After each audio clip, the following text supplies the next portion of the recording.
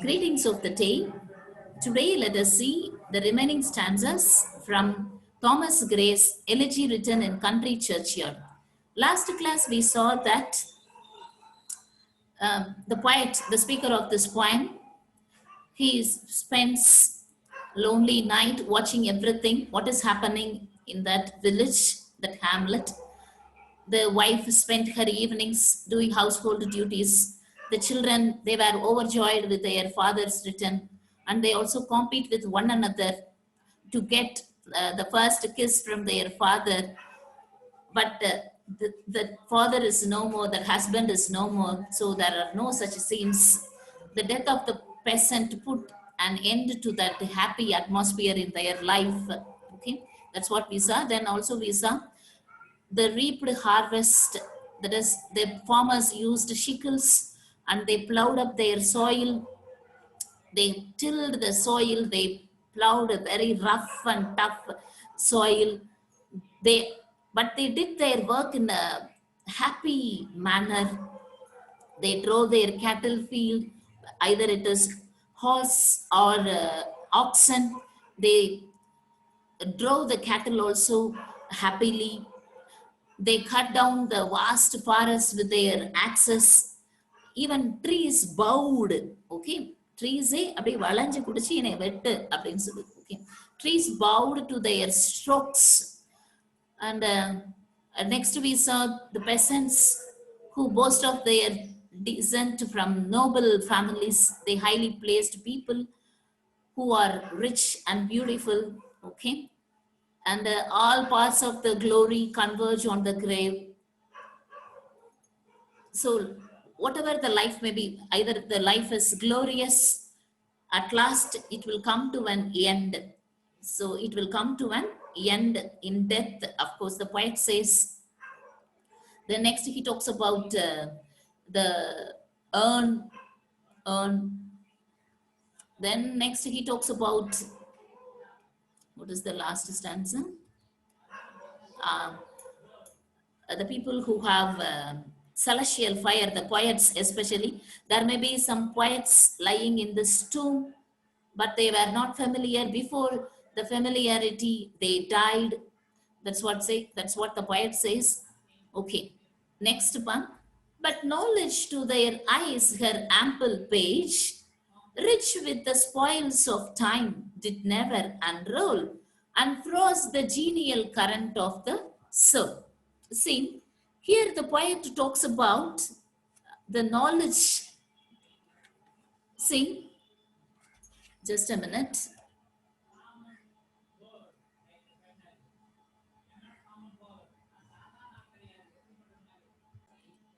See, what the poet here says means the goddess of knowledge never opened before these poor people. Though the poor people are not educated, okay, they are these poor people also, they have talents within themselves, but the talents and their ambitions were crushed because of their poverty and their poor condition. So what happens?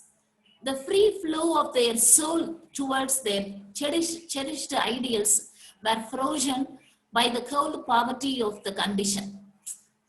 இவங்க உயிரோட இருந்திருந்தா அவங்களுடைய டேலண்ட்ஸும் நல்லா தெரிஞ்சிருக்கும், அவங்க எஜுகேட்டடா இருந்தா. But all these poor people who were dead, they were not educated. See, chill penury repressed their noble rage and froze the genial current of the soul. Look at this, chill penury. Penury means, of course, poverty. I could remember the words of the national poet of India, Rabindranath Tagore. We usually had a prayer song in school. Just I shall recollect you in this class. Though there is no connection between that poem and this poem, I just want to tell you, this is my prayer to thee, my Lord. Strike, strike at the root of penury in my heart. Give me the strength likely to bear my joys and sorrows. Give me the strength to make my love more fruitful in service. Give me the strength never to disown the poor or bend my knees before insolent might. Give me the strength to raise my mind high above daily trifles, and give me the strength to surrender my strength to all thy will with love. This is a very familiar poem from his Gitanjali. And in the first two lines, he says, "This is my prayer to thee, my Lord. Strike, strike, strike at the root of penury in my heart." Penury means poverty, but there Rabindranath Tagore, he says, அவர் கடவுளை பத்தியே நினைக்காம இருக்கிற அந்த ஏழ்மையான அந்த மனநிலைய அப்படி வேரோட அறுத்தெடுத்திருக்க. Penury in my heart அப்படின்னு சொல்றார். Okay, that's what I could remember those lines from Rabindranath Tagore's poem. But here the poet actually says, though the poor people are very much talented, they are uneducated, the goddess of knowledge did not open its gate, its full pages of knowledge gathered by the ages, so they could not reveal their talent. Okay, that's what the poet says here. And throws the genial current. Genial na romba anbartha. Okay, very much loud. Genial greetings we say.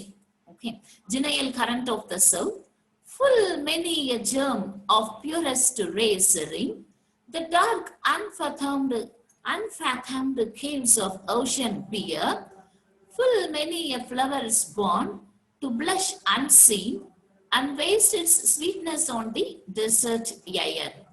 See, full many a germ of purest race in.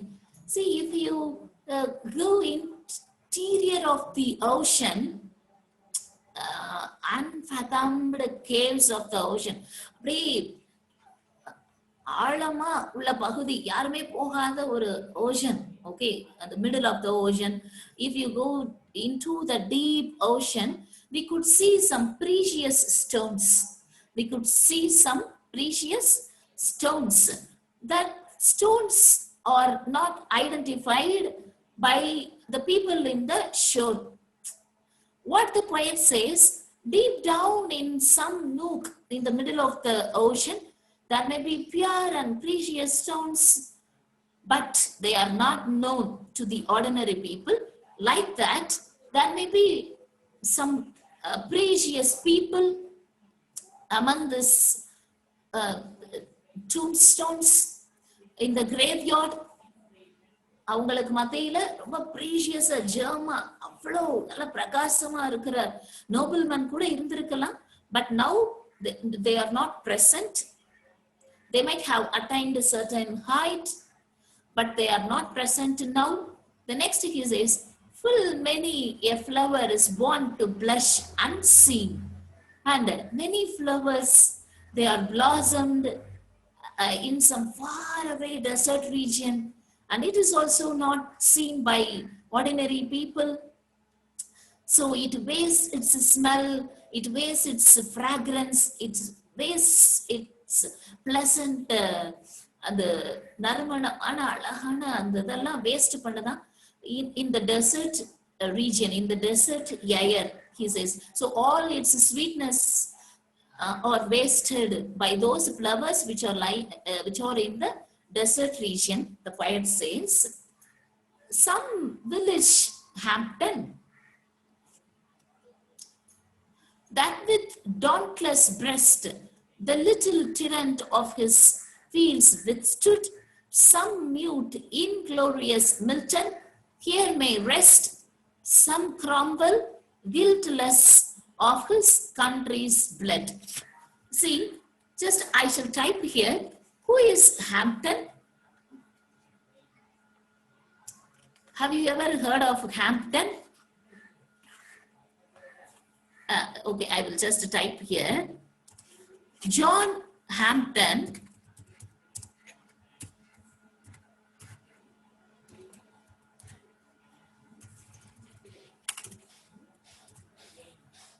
John Hampden was a distinguished politician during the Charles I period. He was a, please take notes, John Hampden was a politician lived during Charles I period. And what this man did, this politician did means he led against the king for levying of unjust taxes. அனாவசியமான அந்த tax எதுக்கு கட்டுறோம் அப்படின்னு சொல்லிட்டு எதிர்த்தார். Okay, he led an agitation against the king of levying unjust taxes. What the poet says here, like that village Hampden, that villager, one villager may be like this heroic Hampden. And the Hampden mari inge kuda oru villager irundirukkalam, but he is no more. Okay, he is no more.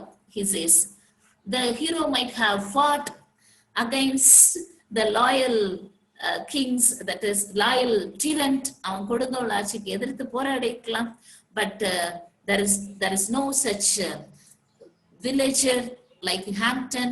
Okay, the next he says some mute inglorious Milton here. You know, of course, the villager are gifted with poetic talents and they could not develop it because they are no more. They may be compared to the glorious Milton. Okay, John Milton, the familiar author of English epic poetry. So the village poet died without expressing his talent. So he may rest inglorious Milton. There may be some Milton, but now he is no more. Okay, in this village, he says, some Cromwell, guiltless of his country's blood. And you all know that Oliver Cromwell, just I shall type here, Oliver Cromwell, he lived during, Oliver Cromwell ruled after Charles I. Okay, he ruled England after Charles I. And Cromwell killed many people. His age was age of Puritanism. Okay, though he was eminent, okay, he killed many people in that city. So he is what the poet says, some Cromwell guiltless of his country's blood. There might have been a military ruler equal to Oliver Cromwell, okay, who is about to raise his eminence, who is about to raise his familiarity, popularity, but he is dead now. He is no more. So no such Oliver Cromwell, no such Milton, no such Hampden. Okay, this is what the poet laments here in this stanza. The next part, the applause of listening senates to command, the threats of pain and ruin to despise, to scatter plenty o'er a smiling land, and read their history in a nation's eye. See, the applause of listening senates. Senate or the members, Senate members in the university, we used to say Senate or equivalent to governing body members. Okay, governing body members, they have some authority to pass something else. Okay, what the poet says, some people may have a command. Okay, they can command the people, like it was not for them to command the applause of listening members in a parliament. It was not for them to fight heroically, okay, without minding pain. He says the threats of pain, minding pain, and ruin to despise, okay, to scatter plenty over the smiling land. He says, see, it was not for them to give generously to the people in some a prosperous land. வளமான நிலத்துல இருந்துகிட்டு அவங்களுக்கே donate பண்ணுவாங்களாம். Okay, some people may donate, some rich people may donate to those people who are living in the prosperous land. Okay, and they see the happy eyes of the people. Okay, but here there are no such people. Here we could see only the humble. Okay, here we could see only the humble lot denied such glory. அவ்வளோ அடக்கமா அமைதியா இங்கே இருப்பாங்க இந்த வில்லேஜ்ல. They won't expect.